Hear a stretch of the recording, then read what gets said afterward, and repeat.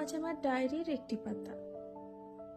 তোর মন খারাপের বিকেলগুলো আমায় একটু দে না। তোর হৃদয়গুলির সব কটি মোড় লাগছে ভীষণ চেনা।